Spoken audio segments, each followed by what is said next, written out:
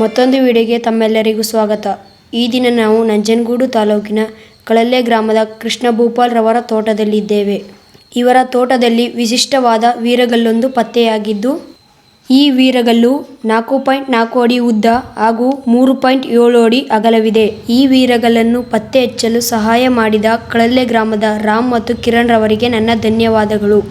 ಕಳಲೆ ಗ್ರಾಮದಲ್ಲಿ ಸಿಕ್ಕಿರುವ ವೀರಗಲ್ಲುಗಳಲ್ಲಿ ಇದು ಅತ್ಯಂತ ವಿಶಿಷ್ಟವಾದ ಮತ್ತು ಅಪರೂಪವಾದ ವೀರಗಲ್ಲು.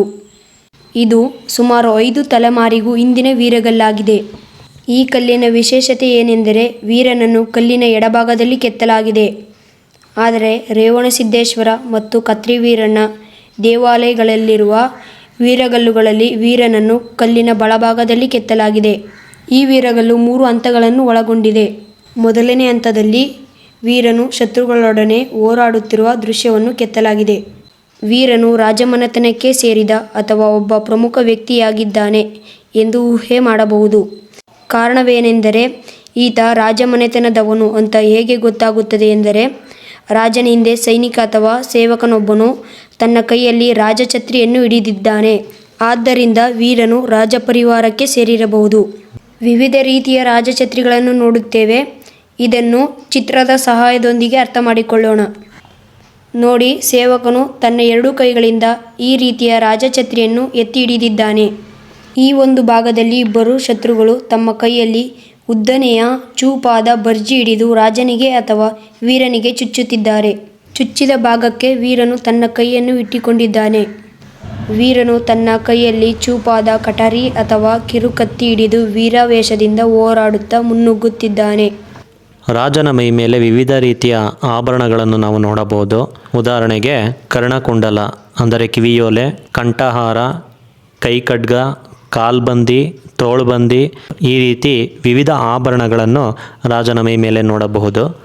ರಾಜನ ಕಿವಿಯಲ್ಲಿ ದೊಡ್ಡ ವೃತ್ತಾಕಾರದ ಕುಂಡಲಗಳನ್ನು ನಾವು ನೋಡಬಹುದು, ಅಂದರೆ ಕಿವಿಯೋಲೆಗಳನ್ನು ನಾವು ನೋಡಬಹುದು. ಈ ಕಿವಿಯೋಲೆಗಳು ಕೆಳಗೆ ತೂಗುತ್ತಿರುವಂತೆ ತೋರುತ್ತದೆ. ಎರಡನೇ ಹಂತದಲ್ಲಿ ಅಕ್ಕಪಕ್ಕ ಅಪ್ಸರೆಯರಿದ್ದು ಮಧ್ಯದಲ್ಲಿ ವೀರನಿದ್ದಾನೆ. ಅಪ್ಸರೆಯರು ವೀರನ ಕೈ ಹಿಡಿದು ಸ್ವರ್ಗಕ್ಕೆ ಕರೆದುಕೊಂಡು ಹೋಗುವ ದೃಶ್ಯವನ್ನು ಕೆತ್ತಲಾಗಿದೆ.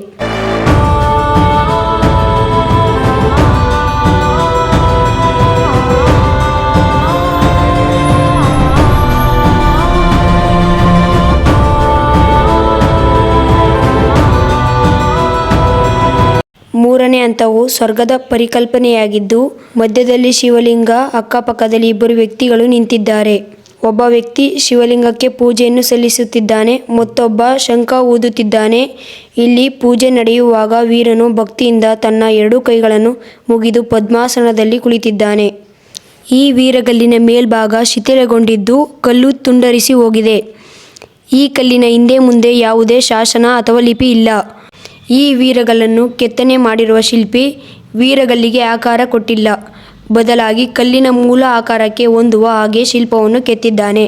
ಇಲ್ಲಿ ಕೆತ್ತಿರುವ ಪ್ರತಿಯೊಂದು ದೃಶ್ಯವೂ ಚಲನೆಯಿಂದ ಕೂಡಿದೆ. ಈ ರೀತಿಯ ವೀರಗಲ್ಲುಗಳನ್ನು ಸಂರಕ್ಷಿಸುವುದು ಪ್ರತಿಯೊಬ್ಬರ ಕರ್ತವ್ಯ. ಆದ್ದರಿಂದ ಪ್ರತಿಯೊಬ್ಬರೂ ಸಹ ವೀರಗಲ್ಲುಗಳನ್ನು ಸಂರಕ್ಷಿಸಿ.